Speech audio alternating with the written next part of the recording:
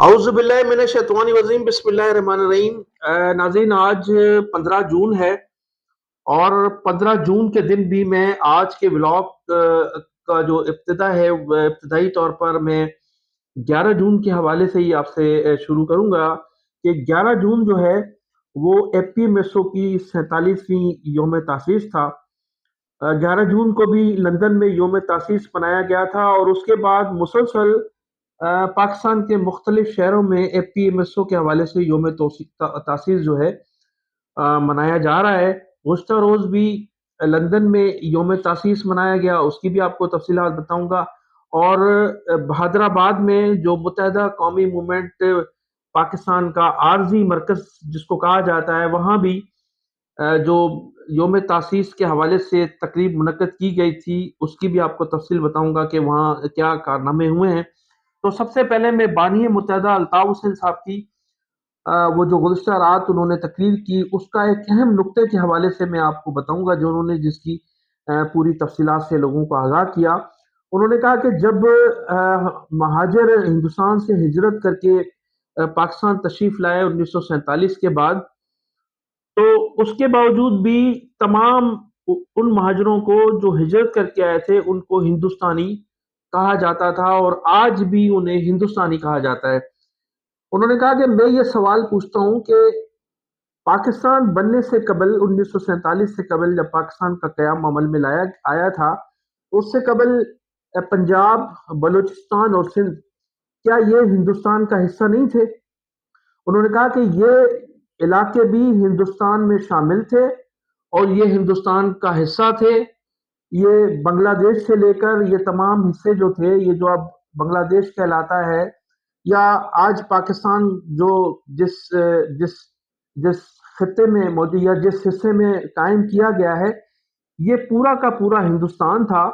محض ان علاقوں سے مائگریشن کر کے آنے والے لوگوں کو ہندوستان کہنا بالکل ایک اچھا عمل نہیں ہے۔ یہ تمام لوگ 1947 سے قبل پاکستان بننے سے پہلے سب لوگ ہندوستانی تھے، لہذا ہم لوگوں پر ہندوستان کا لیبل کیوں لگایا جاتا ہے؟ تو انہوں نے اس بڑی اہم نقطے پر جو ہے وہ خطاب کیا تھا، اور انہوں نے اقوام متحدہ کے حوالے سے بھی کہا کہ وہ بالکل اقوام متحدہ کی حیثیت بالکل ختم ہو چکی ہے، لہذا اقوام متحدہ کا بھی جو قیام ہے اس کے جو ہے متبادل کوئی نیا فورم ہونا چاہیے جہاں لوگوں کے حقوق کی بات کی جا سکے، جس پر اب لوگوں کو اعتماد ہو۔ انہوں نے پوری اے پی ایم ایس او کے حوالے سے بھی جو قربانیاں دی جن لوگوں نے، ان کو بھی خراج تحسین پیش کیا، اور پوری مہاجر قوم کو انہوں نے خراج تحسین پیش کیا جن کے لواحقین نے پاکستان بنانے میں بڑا اہم کردار ادا کیا تھا۔ اب ناظرین، میں آپ کو بتاؤں گا کہ اس حوالے سے ایک تقریب حیدرآباد کے مرکز میں بھی منعقد کی گئی تھی، اور وہ تقریب جو تھی جس میں دو مختلف جو تھے وہ جو تھی تقریب ہوئی ہیں۔ ایک تو خالد مقبول صدیقی صاحب نے ایک تقریب سے خطاب کیا تھا، اور ابھی وہ کہا جاتا ہے کہ خطاب چل ہی رہا تھا، اس کا خطاب کا سلسلہ جاری تھا، جس میں 2-4 درجن سے زائد لوگ موجود تھے اس میں۔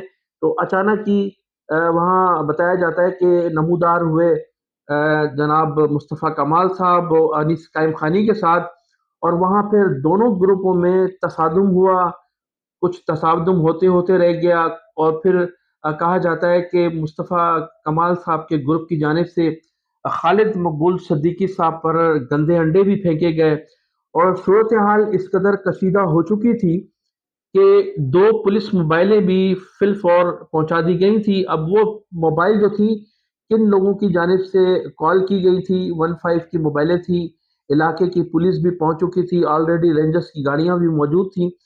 تو کہا جاتا ہے جو جیسے کہ فوٹیج ہم دیکھ رہے ہیں، اس میں ایک گروپ کا جو تھا اجلاس، خالد مقبول صدیقی صاحب اور ان کا گروپ کا جو تھا وہ تقریب جاری تھی کہ اچانک ہی مصطفیٰ کمال اور انیس قائم خانی جب پہنچتے ہیں تو وہاں ایک دوسرے گروپوں کے خلاف نعرے بازی شروع ہو جاتی ہے، اور پھر آپ یہ دیکھیں، میں آپ کو یہ فوٹیج دکھا رہا ہوں جس میں انیس قائم خانی یہ میں کہتا نہیں ہوں، میں زیادہ اس طرح کی گفتگو کرنا پسند نہیں کرتا۔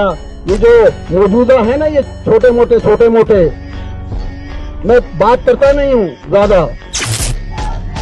जिस दिन मुस्तफा कमाल ने तय कर लिया ना, जिस दिन मुस्तफा कमाल ने तय कर लिया, तो अल्ताफ हुसैन को तो 4 महीने लगे थे, तुम्हें 4 घंटे भी नहीं लगेंगे। तो अपनी जबान को, अपने लहजे को कंट्रोल करके रखो। जिस दिन तय कर लिया फिर परवाह नहीं करेंगे तुम्हारे पीछे कौन और क्या होगा। जब 3 मार्च को परवाह नहीं की तो फिर बाद में भी परवाह नहीं करेंगे। अपनी जबान को संभाल के रखो। तो बनाए भाई क्या हुआ है, क्यों हुआ है, इसका पेश नजर क्या चीज की, इसका पस मंजर क्या हो सकता है, इससे कैसे निकल सकते हैं, उसके असरात हम पे कैसे पड़ेंगे। सिर्फ मजम्मत काफी नहीं। पहले फेमस को मैम क्यों बुलाते थे, इसके तय शुदा फैसलों को तब्दील करा दें। आगे नहीं करें हमारे फैसले तब्दील करवाया, दलील के साथ, तालीम के साथ, फिक्र के साथ।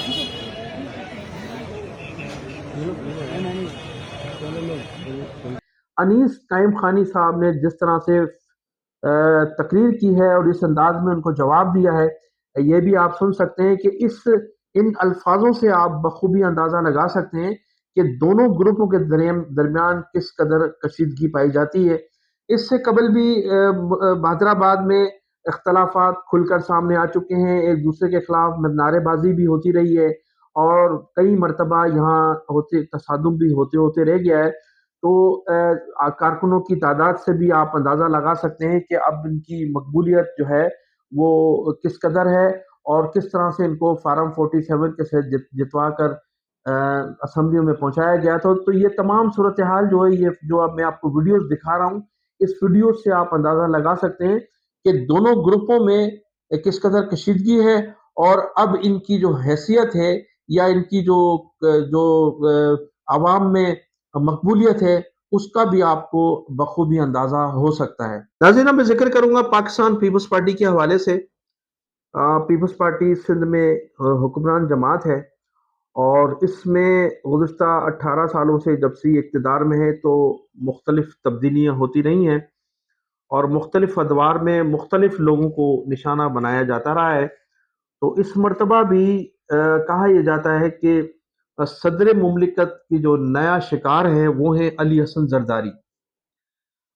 अली हसन जरदारी के मुतालिक ये इतलात हैं, मुबैना तौर पर उन्होंने कोई तकरीबन 35 अरब रुपए की प्रॉपर्टी बरतानिया, अमेरिका और दुबई में ख़रीदी हैं, जिसकी इतलात उनके भतीजे आशिफ हुसैन जरदारी ने आसिफ अली जरदारी साहब तक पहुँचाई और इन इतलात के बाद अली हसन जरदारी साहब की जो वो लगामें हैं वो सुनाए खींच ली गई हैं और सदर मुमलिकत का जो कैंप ऑफिस है नवाब शाह का, वो उसके इंचार्ज थे अली हसन जरदारी साहब, जो सूबाई वज़ीर जेल खाना जात भी हैं और वर्क्स एंड सर्विसेज का महकमा भी उनके पास है। तो उनसे वो चार्ज वापस ले लिया गया है और उनके भतीजे आशिफ हुसैन जरदारी को उसका इंचार्ज बना दिया गया है। तो सबसे पहले तो ये तब्दीली की गई है, अली हसन जरदारी की जो लगामें खींची जा रही हैं उसकी इब्तदाई तौर पर उन्हें सदर मुमलिकत के कैंप ऑफिस का जो इंचार्ज था बनाया गया था, वहाँ से उसको हटा दिया गया है। उसके बाद अब ये कहा जा रहा है कि उनकी वजारतें भी उनसे वापस ली जाएंगी और उन्हें जो है माजी जिस तरह से माजी में अवैस मुजफ्फर टप्पी को हटाया गया था, इसी तरह से उन्हें हटा के दुनिया के किसी मुल्क में भेज दिया जाएगा। जिस तरह से अवैस मुजफ्फर टप्पी को रातों रात इक़्तिदार से अलग किया और मुबैना तौर पर करप्शन के ज़रिए जो उन्होंने दौलत जमा की थी, वो भी मुबैना तौर पर छीनी गई, तमाम चीज़ों से लाताल्लुक़ करके उन्हें मुल्क से बाहर भेज दिया गया था। तो कहा जाता है कि अली हसन जरदारी साहब के साथ भी वही जो है वो मामला दोहराए जाने का इम्कान है। इस चीज़ का इंकशाफ जुल्फ़िकार मिर्ज़ा भी कर चुके हैं। इससे कबल भी आसिफ अली जरदारी साहब ने मुतअद्दिद अपने जो उनके करीबी लोग थे उनमें जुल्फ़िकार मिर्ज़ा थे, अवैस मुज़फ़्फ़र टप्पी का मैं आपको बता चुका हूँ, सत्तार बचानी साहब थे, उनसे मुबैना तौर पर उनकी शुगर मिल वापस ले ली गई। कबूल मोहम्मद शाह साहब भी थे, उनके करीब तरीन दोस्त, उनको भी साइड किया गया। गुलाम हुसैन उन्नड़ थे मरहूम, उनके साथ भी यही वाक़या हुआ। एक फिर से गुलाम मुस्तफ़ा मेमन जो आसिफ अली जरदारी साहब के करीब तरीन शख्स थे, उनके साथ तो ये किया गया कि उनकी तदफीन भी पाकिस्तान में नहीं हो सकी। वो रातों रात यहाँ से आसिफ अली जरदारी साहब के जुल्म और सितम से बचने के लिए फरार होकर दुबई चले गए थे। उनकी गैर मौजूदगी में उनके तमाम पेट्रोल पंप्स, उनकी तमाम ज़मीनें, उनकी रिहाइश गाहों पर कब्जा कर लिया गया था। और फिर कहा जाता है कि उनकी जब मौत वाक़या हुई तो उनके बच्चों ने कहा कि उनकी तदफीन हम पाकिस्तान में कराना चाहते हैं, लेकिन उसकी भी उनको इजाज़त नहीं दी गई थी। गुलाम मुस्तफ़ा मेमन साहब ज़माने में जो थे वो बिल्कुल करीब तरीन लोगों में उनका शुमार होता था। यूँ कहा जाए कि वो हाथ की छड़ी और जेब की घड़ी उन्हें कहा जाता था। तो उनके साथ भी ये किया। उसके साथ-साथ मुबैना तौर पर हमारी इत्तलात के मुताबिक इस्लामुद्दीन शेख साहब सेनेटर, उन्हें उनसे भी जो है वो शुगर मिल वापस ले ली गई है। सैयद खुर्शीद अहमद शाह साहब से भी 750 एकड़ ज़मीन, ज़रख़ेज़ ज़मीन जो मीरपुर ख़ास की थी, वो ली गई है टिकटों के एवज़। और फिर गुलाम मुस्तफ़ा शाह से भी एक शुगर मिल ली गई है। फिर कहा जाता है कि हरी नाम की 4 फ्लोर मिलें थी जो उन्होंने वज़ारत के दौरान, अच्छा ये इन लोगों से जो चीज़ें ली गई हैं उनमें गुलाम कदर मरी भी हैं, खुर्शीद शाह, नासिर, कहा जाता है कि नासिर शाह सूबाई वज़ीर साबिक के जो सूबाई वज़ीर हैं नासिर शाह और शर्जील इनाम मेमन ने भी बहुत कुछ देकर अपनी जान छुड़ाई है। कहा जाता है कि मुबैना तौर पर 200 अरब रुपए इन्होंने आसिफ जरदारी साहब को देकर अपनी जान छुड़ाई है। इसके अलावा मैंने सत्तार बचानी का भी बताया। और फिर हरी नाम की भी 4 फ्लोर मिलें जो हैं वो कब्जे में ले ली गई हैं। ये तमाम उन लोगों से जो है प्रॉपर्टी कहा जाता है कि जरदारी साहब ने ली गई है, जिन लोगों ने आसिफ अली जरदारी साहब से मरात ली, वजारतें ली, एमएनए बने, मिनिस्टर बने। उन तमाम लोगों ने इस अदवार में जो पैसा कमाया है, उसका कहा जाता है कि जो सिस्टम का हिस्सा था, सिस्टम के जो पैसे थे, वो मुबैना तौर पर नहीं दिए गए। और जब जरदारी साहब को इत्तलात मिली कि उनको क्रॉस किया गया है और ये जो पैसे कमाए गए हैं, जिनसे प्रॉपर्टियां खरीदी गई हैं, ज़मीनें खरीदी गई हैं अंदरून मुल्क और बैरून मुल्क, तो फिर उन्हें ये बाकायदा तौर पर इन्हें जो है इनसे ये प्रॉपर्टियां वापस ले ली गई हैं। खास तौर पर जिन लोगों ने प्रॉपर्टियां नहीं दी उनके साथ ज्यादती की गई, जिस तरह से जुल्फ़िकार मिर्जा साहब के साथ किया गया या फिर अयाज सुमरो साहब के साथ किया गया, तो उनकी मौत वाक़या हो गई। और मुबैना तौर पर अब ये भी कहा जा रहा है कि डॉक्टर आगा सिराज दुरानी साहब को भी पार्टी से साइड किया जाने का जो है वो अंदिया दिया गया है। इसी तरह से मलक असद सिकंदर और इम्तियाज शेख को भी पार्टी से फारिग किए जाने की इतलात हैं। तो अब ये तमाम वाक़यात तो माजी के थे, लेकिन अब ये कहा जा रहा है कि अली हसन जरदारी साहब के साथ भी ये अमल शुरू हो चुका है। उनसे पहले तो उनसे जो है उन्हें जो है वो सदर मुमलिकत का जो कैंप ऑफिस है उसका इंचार्ज थे, वो उनको वहां से हटा दिया गया है। अब सुना है कि जो ही ये बजट पास होगा तो बजट पास होने के बाद फौरी तौर पर ज़िया लज्जार साहब को भी तब्दील किया जाएगा और अली हसन जरदारी साहब से भी वजारतें वापस ले ली जाएंगी। और हमारी इतलात के मुताबिक मोहतरमा फरियाल तायलपुर साहिबा और अनवर सियाल जो हैं वो गुज़िश्ता रात दुबई रवाना हो गए हैं, जहां अहम इजलास है पार्टी के हवाले से, मशावरत की जाएगी और मशावरत के बाद जो है बड़ी अहम तब्दीलियां भी होंगी और बहुत सी गिरफ्तारियां भी होने जा रही हैं। तो नाज़रीन, मैं इन्हीं अल्फाज के साथ आपसे इजाज़त चाहूंगा। आप मेरे चैनल को सब्सक्राइब भी कीजिएगा और कमेंट सेक्शन में अपनी कीमती राय का इज़हार जरूर कीजिएगा। पाकिस्तान जिंदाबाद, पाकिस्तान पाइंदाबाद।